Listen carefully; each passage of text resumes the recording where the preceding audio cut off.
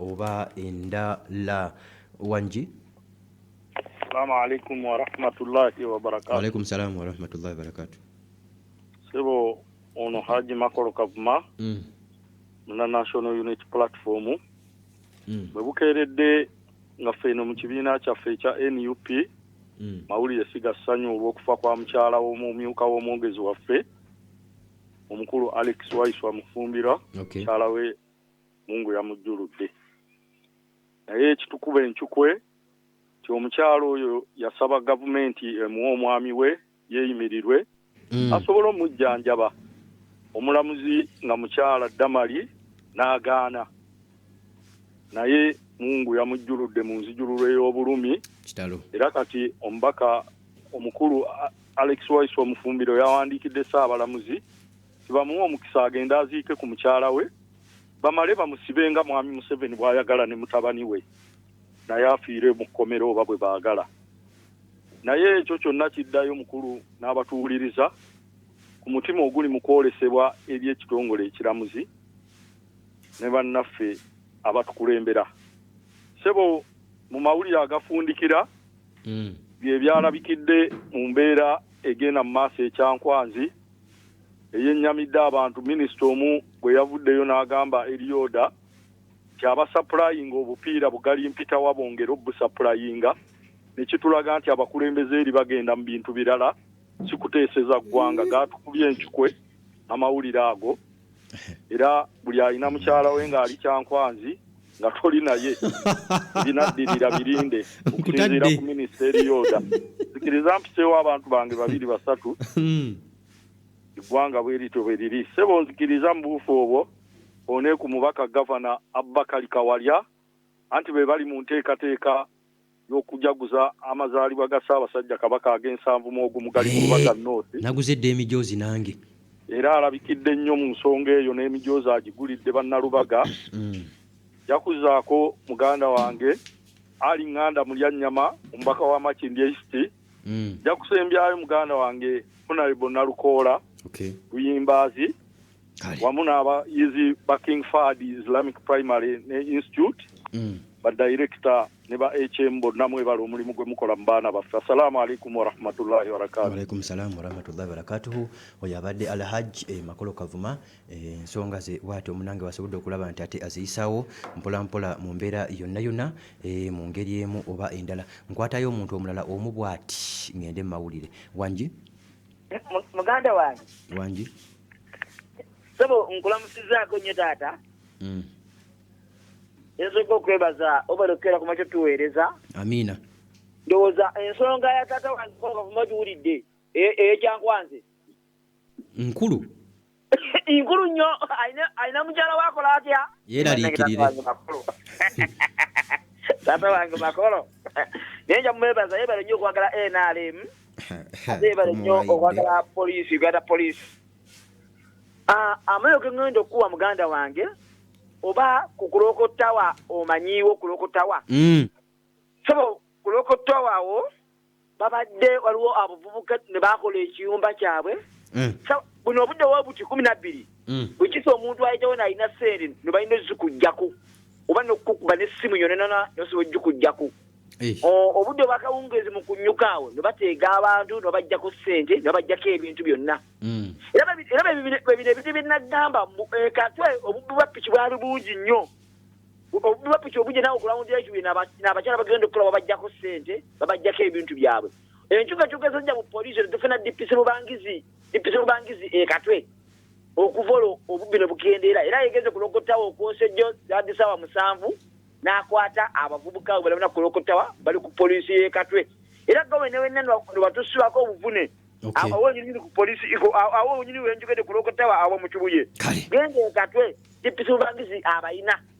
Nzikiriza nze okusooka omwogezi wa poliisi Kampala n'emiriraano n'ekikawala yeebali nnyo okwogera ebigambo ebirungi era asooka bisengejja kansembye RPC Sebuya awe Nateete yeebali nnyo komandinga bulungi poliisi Nateete n'opande lule atuula ku lujjene Nateete yeebali nnyo okukola obulungi baba pike adi omukanga bakutumidde nange mbatumidde bwatyo nno baba bwatyo wagize kali nange kankole nti You're in the mix. Mawulire ku mawulire all day long. Okunoonyereza ebyaliwo oba ebiribaawo. Yo. Bwino. Munamasaka. Yusuf Muhammad. Shinobe. This your boy, right? Umzandiga. Yewunyisa.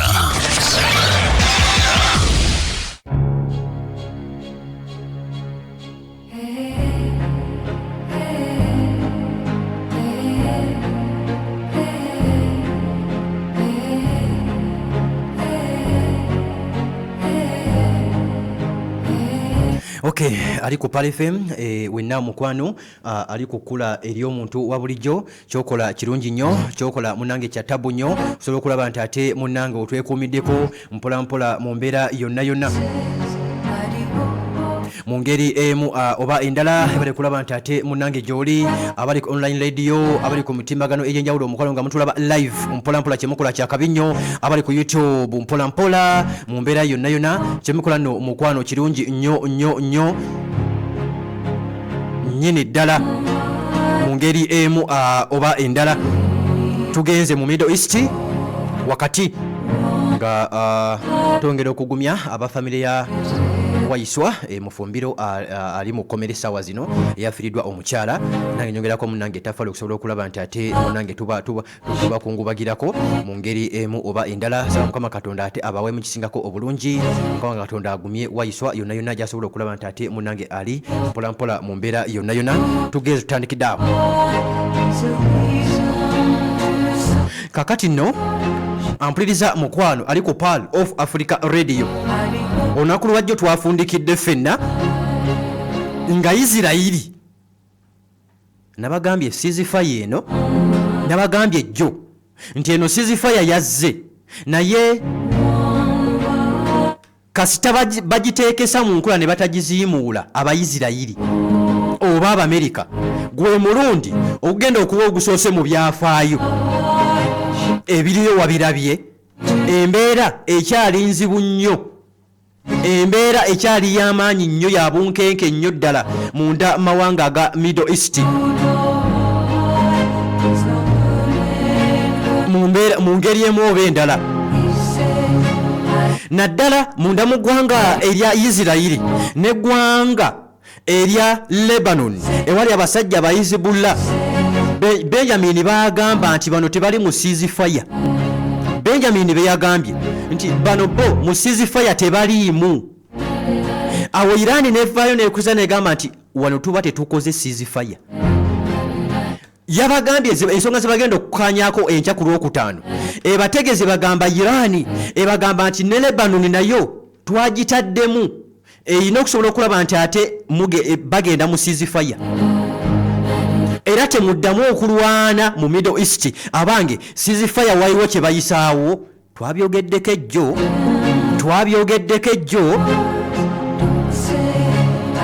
ali ku Pal FM muganda wange ampuliza naawe ndaba twabyogeddeko ejjo nga mbateeza bagamba eno ddala ceasefire tufunemukko n'okulowoozaamu oba okulala ng'ono bano abakulu baasabye ceasefire nga Benjamin Netanyahu olutalo lwabadde lumususseeko nga Iran emulumba Abahuthi bamulumba wali mu Yemen nga n'Abayizibula bamulumba ne basalawo bakole ceasefire eno Iran esooka esiriikirizeemu ono omukulu asooka akube Lebanon kubanga tulengera ebikompola biyita mu Lebanon kye bakola Lebanon kiwalirizza n'eggwanga erya Iran okuvayo ne ligamba tebagenda kukkiriza munnaabwe kukubwa owa Lebanon Omuyizibullah tebagenda kulaba nga bamukuba bo basirike Prime Minister agamba nti we still have additional objectives kakati ne ceasefire eri mu Iran nayo tusobola ogitankanamuko yadde nga bagikoze era weeri bagwene Strait of Hormuz wakati nga Iran egamba nti nena kugigula naye nga nze ngisolooza nsobole okwesasula Netanyahu yavudde ategeeza agamba nti tuyina ebyokukola mu Iran bingi ate tujja kubituukiriza either through agreement or through fighting. Eyo bannange yabadde ceasefire balina kye bayisaawo. Benjamin Netanyahu Prime Minister ategeeza era agamba nti we destroyed the missiles eza Iran twazijjawo ne industry ne tugijjawo.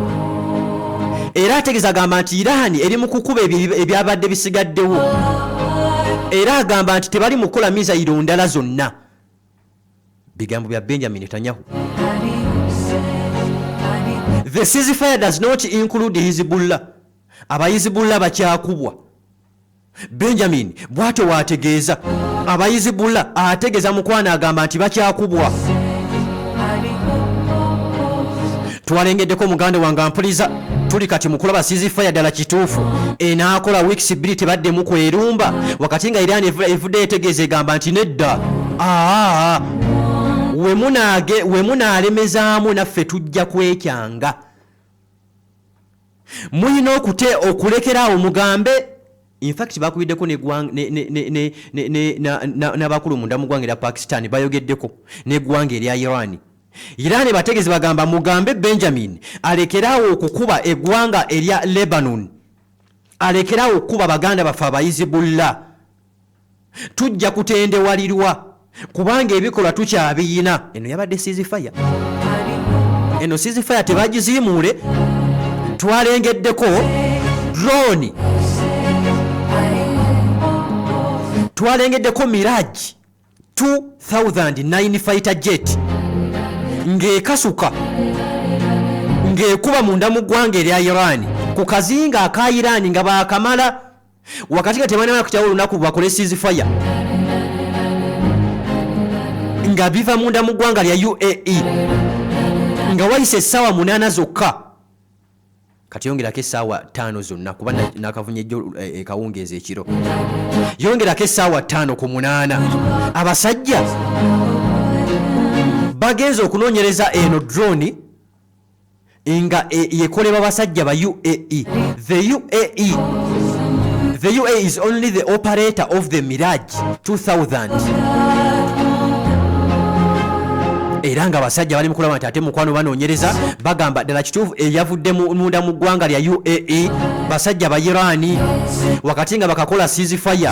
Wano wandibanga waliwo omupango nakugambye jjo omukulu asobola kisoboka abakulu okugamba nti Netanyahu entalo zibadde nnyingi ensi 3 nga zikulumba. Yemen ekulumba lwali abasajja Bahouthi, Lebanon n'abasajja aba Iran. Tuzikizeeko ow'amaanyi okumala weeks 2 sooka enkubi wano nti okwenzirira ono olwano eyo kyongerezaako n'ebigambo Benjamin byayogedde agamba bino tebinnaggwa. Olutala agamba tulina okuluwangula nga tuyita mu kuteesa oba mu kulwana wakati ng'akyakiremereddeko ddala ng'ategeeza agamba nti Lebanon teri ceasefire. Eno Iran yeegamba Lebanon erina okugenda mu ceasefire. Tetusobola kubaleka kubeera mu ceasefire nga bo tubalaba muli mu kubakuba. Tetusobola. Era mu strikes ze baakoze ejjo olw'eggulo Hezbollah Secretary General wa Hezbollah taliiwo. Ensonda zitulaga Hezbollah Secretary General bamutidde mu strikes ze baakoze mu basajja bali wali mu Beirut. Reports zitulaga nti olwo yandibanga naye abasajja abazayiri bamusse mu mbeera yonna. Abange tegubeera omupango bino byandibanga ate tulinga abalaba oba ebitandika obutandisi kubanga nakusuubiza. Do you remember my words? Kino kyengenda okukuwa nakugamba nti Iran weenaasiriikirizaamu bweti nzize nkikugamba Iran weenaasiriikirizaamu bweti olutalo ojja kulengera obubinja obumu ng'obadde obumanyi obumu ng'obadde tobumanyi. Abahouthi obamanyi era gye bali mu lutalo. Aba Hezbollah obamanyi wali mu Lebanon. Kati waliwo akabinja akalala akawanise Islamic resistance in Iraq announced they will restart the war with US. Bagenda kutandika buto olutalo ne America. Kiba kitegeeza nti bagenda kulumba Isirayiri kubanga America eri wala. Era bano bategeeza bagamba nti bagenda kulaba nti ate munnange balumba omusajja Omumerika nga balumba ebyokulwanyisa byena munnange munda mu mawanga ga Middle East, balumba eggwanga erya Isirayiri nga balumba base ez'enjawulo omusajja ono Omumerika zalina munda mu mawanga aga Isirayiri. Iran ekyakuumyeko ko ku mirembe wabula eri mu kulaba nti ate nno omukwano eyogera. Eno yandibanga pulaani basooke basiriseemu kono omusajja omuyiraani bano basobole okuleeta full force ey'amaanyi ku basajja abayizibula abange tegubeera omupango bwe gutyo. Kati wano tugenze mu bibalo nga Isirayiri tesobola kulwanyisa abantu basatu, Lebanon, Iran ne Yemen. Weeks zino bbiri zimuyambeko asobole okwetereeza. Kati ngezaako okukuwa ku kibalo.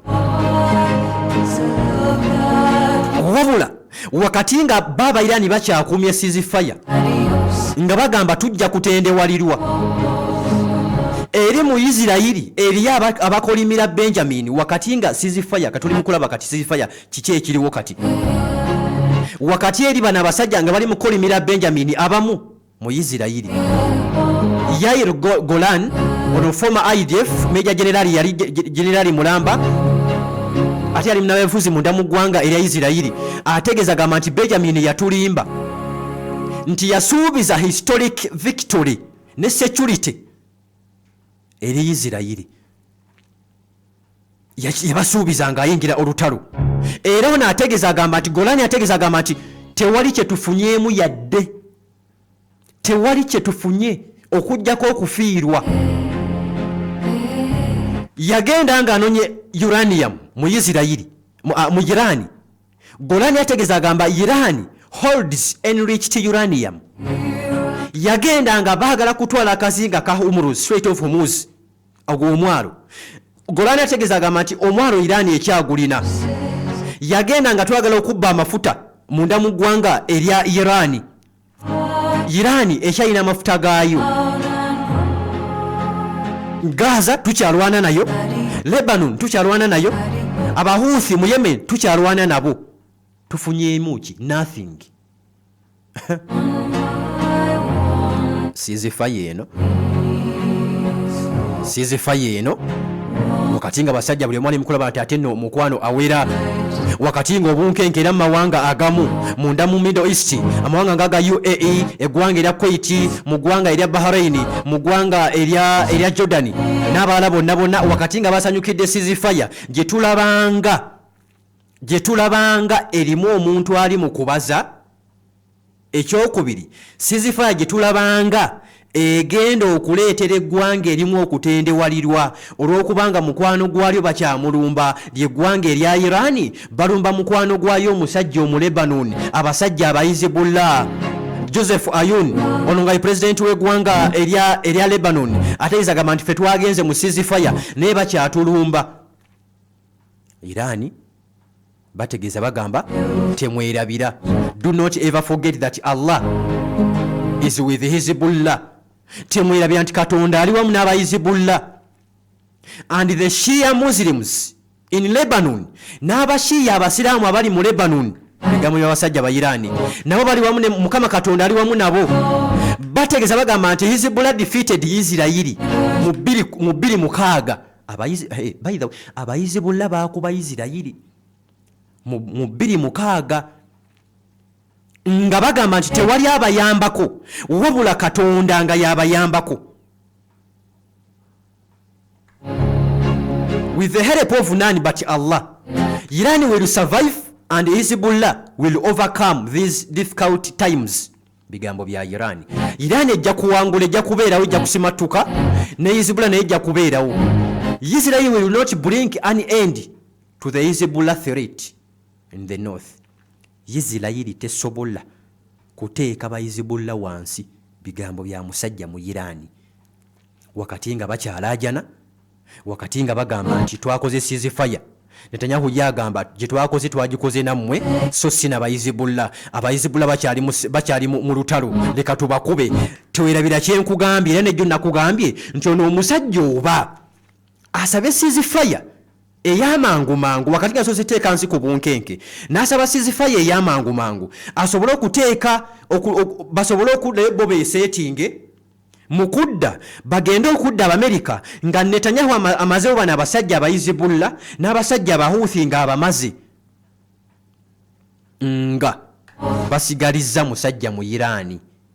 Kubanga ne Benjamin yakugambye byonna tubikola, byonna bikolebwa, tetunaba kutuukiriza kirooto kyaffe kyatutwala mu Irani. Kakati bino bigambo bya Lapid Yair ategeeza agamba nti Israeli teyatulako yadde ne ku table, ne Security Council Benjamin teyabeebuuzaako yadde. Era ategeeza agamba nti twaleeta buli kimu kyonna tukiggyeeyo. The military carried out everything that was asked. Twaleeta buli kimu kyonna ekyatusabwa ne tukiwa Benjamin. Abantu bagenze ku nguudo beekalakaasizza, tuswadde. Netanyahu bigambo bya Lapid. Netanyahu agamba nti aswazizza ensi. Era ategeeza agamba nti byonna bye twamutuma talina kyatuukiriza yadde n'ekimu.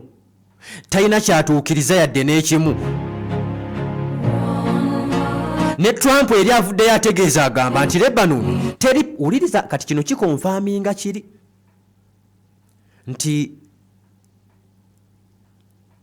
ne Trump avuddeyo naye akyongeddemu sitampu agamba nti endagaano gye twakoze Abalebanon tebaliimu. Guno tegubeera omupango. Ono akendeze ku puresha y'abamulwanyisa abasatu, asooka alwane na bano, olutalo luddemu. Irani kyegamba nti mujja naffe tutendewalirwako, mujja kutusikiriza tukole ate ekirala. Trump atezama they were not included in the deal. Abayizibula oba Abalebanon mu ddiiru tebabaddemu nga tukaanya. Wakati nga ebikompola ebimu tukyabirengerako mu Middle East tebinaba kusirika mu mawanga agamu yadde nga byakendeddemukko. Era Iran emaze neefulumya pipeline eyita ku Strait of Hormuz. Ngeno kigambibwa nti ya musajja mu Isirayiri. Iran egifulumizza. Era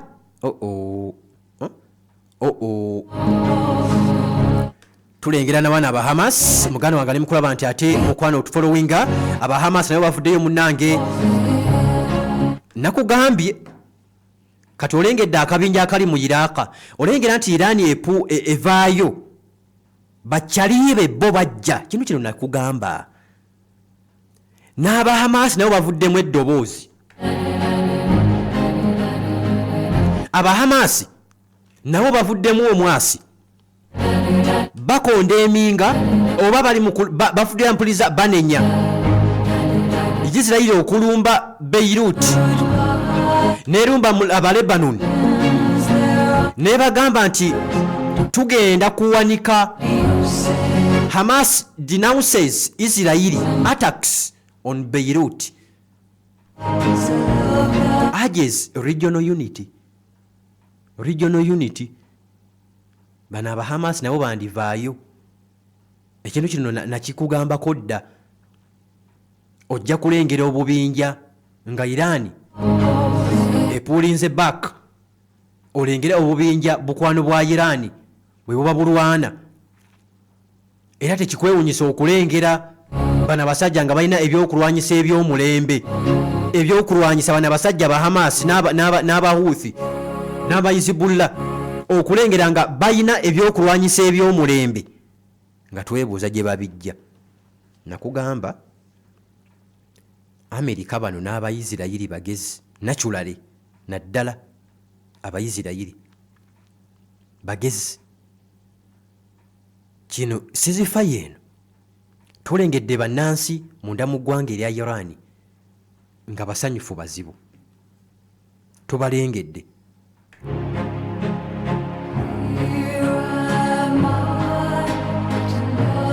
nga basanyuka ekinene bagamba bawangudde Iran erina ekiwandiiko kiyise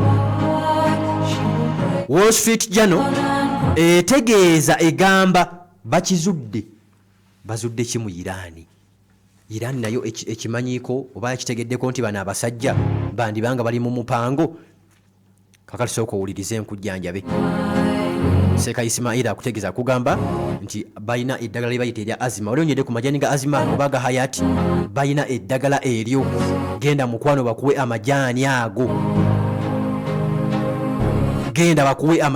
ago olumizi bw'omugongo amagulu gakuzimbye alusa zikumazeeko ebbanga mukwano gwange bambi ampuliriza olina prostate akumazeeko ebbanga ofuuyisa buli kaseera naye oganye okwejjanjaba weekwate bano aba Royal Healers bagamba nti bano balese amajaani bagakuwa mu nnaku 3-4 enjawulo otandika okugiraba abatabanyizibwa sukali mugende babajjanjabe abatabanyizibwa pressure bannange balina pressure mugende abalina ebizimba ania mugende babajjanjabe babagamba nti mu abaami abenyuma musonga balina kibayita Royal Honey kano kabisi onuuna kanuune alina doozi jja kuwa muganda wange toddamu kukaaba kano kabisi munnange mumisi gwennyini onuuna atannagukozesaako mukwano gwange essanyu ly'ensi obalaki kano kabisi munnange onuna kanuune ate kakati stress nedda biteeke wabbali ebyo jangu okimege bayita omubisi ogwa Royal Honey gwa basajja bokka onuuna munuune bagamba nti balina sipure abazitegera muzitegeera genda ono ne shower gel ono omunaaba abantu si bangu abantu mukwano si bangu abantu tebaagala oveeyo abantu babaliko genda ku Royal Healers byonna bigwe Seka Ismaila waali ajati Takia waali omukyala atwala ensonga sajati waali bagamba nti weewala abafere weewale muganda wange ampuliza abafere balina branch eri emu yokka bali wano kuna Mirembe Road ku mafuta ga Rubizi wokka we bali kazimbe ka Volcano Bus Park edduuka namba 314 oba kuba ku ssimu delivery ekolebwa ne ku WhatsApp kweri 0749 96 1409 oba 0749 96 1409 oba MTN 0779 95 92 45 bebanno aba Royal Healers mpola mu mbeera yonna mu ngeri emu oba endala kakati tugendeko munda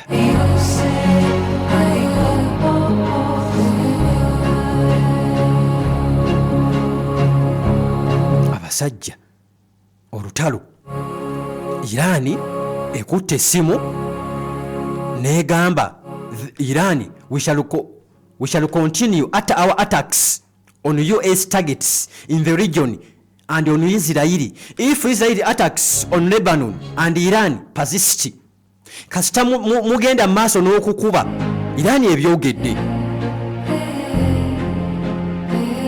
nti kasita mugenda maaso n'okukuba tujja kwongera maaso naffe n'olutalo munnange ebyokumanyisa tukyabirina jjukira abasajja bakanyiza ku ceasefire ya weeks 2 Israeli ye kyaganya okuva mu ddwaniro Israeli eganya okuva mu lutalo Prime Minister w'eggwanga lya Pakistan Shehbaz Sharif ategeeza gamba nti agenda kwogerako nabo ensonga zino ziggwe bazimale mu mutima mulungi bano abasajja bandibanga either nga gwabadde omupango balina kye bayisaawo wabula however okimanyi nti Iran yatandikiddewo ssebo okuboggola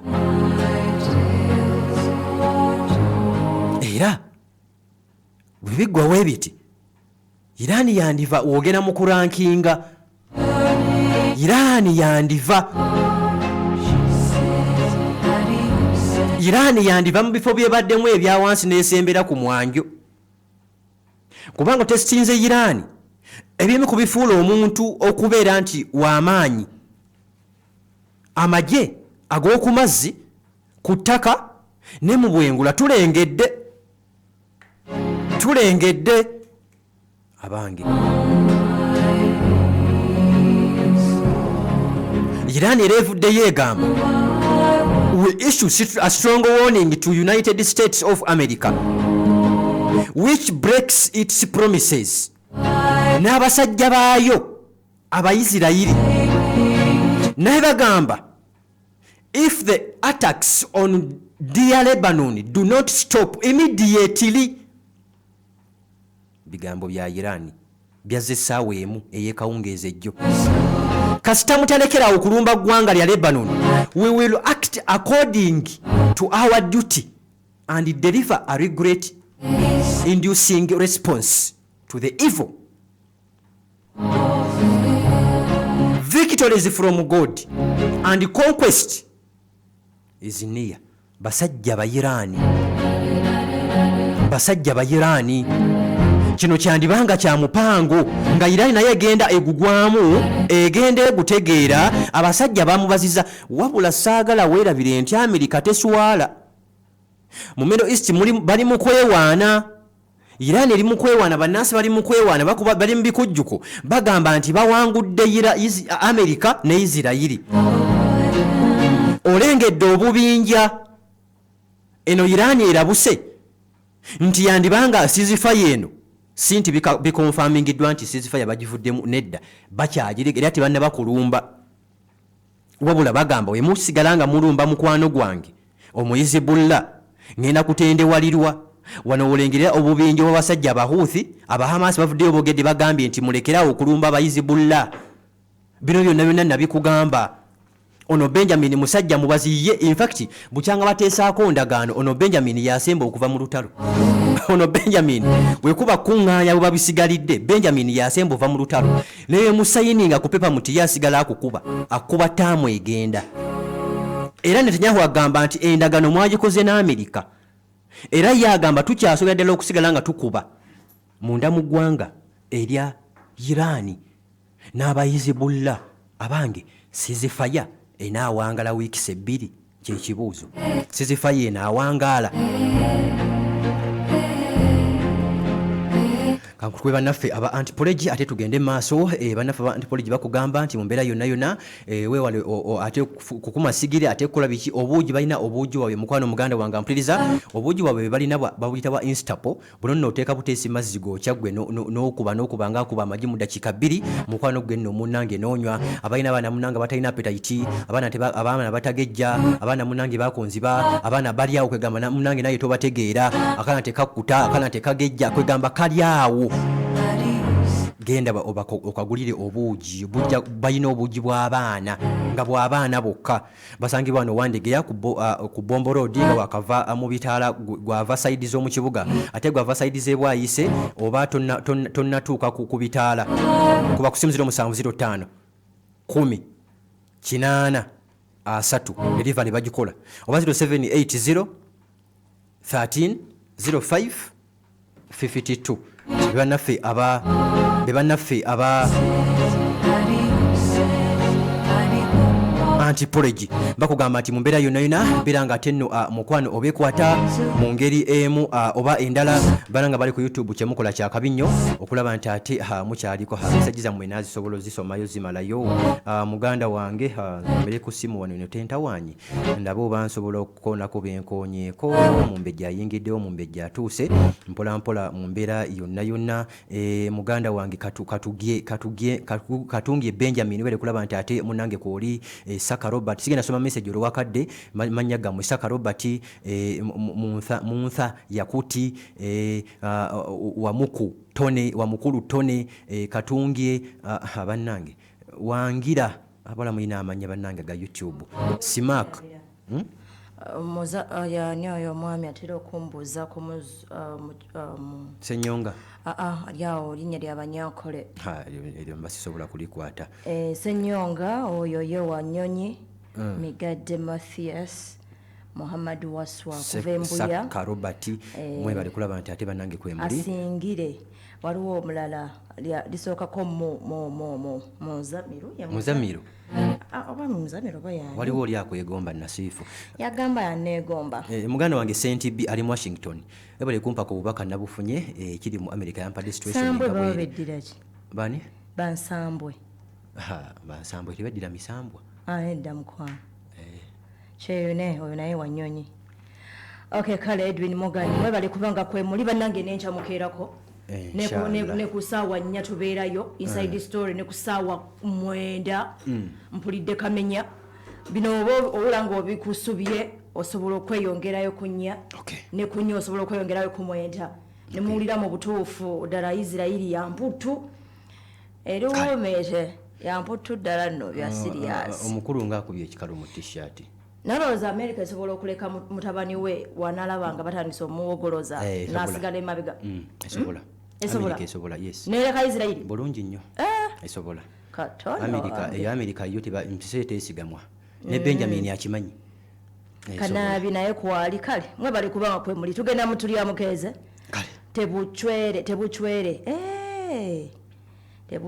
webale kubaako kale mbere bulungi banankamba kwase banaffe naye nga kitalo ddala mukyala wa Alex Waiswa oli muhumuza oli atera kuntumira atatwagalirako ddala abaaseno oli akwegomba ani agamba kwegomba ali awa waliwo n'abampa obubaka bakuwasi butuusa nvuma bavume abalowooza nze ne Kaseekende abali muno nawe tetuli bantu sebo bitutuma endiga zatutomera sebo mumanyiira tetujja kubutuusa obubaka mbeere bulungi era mwelaba.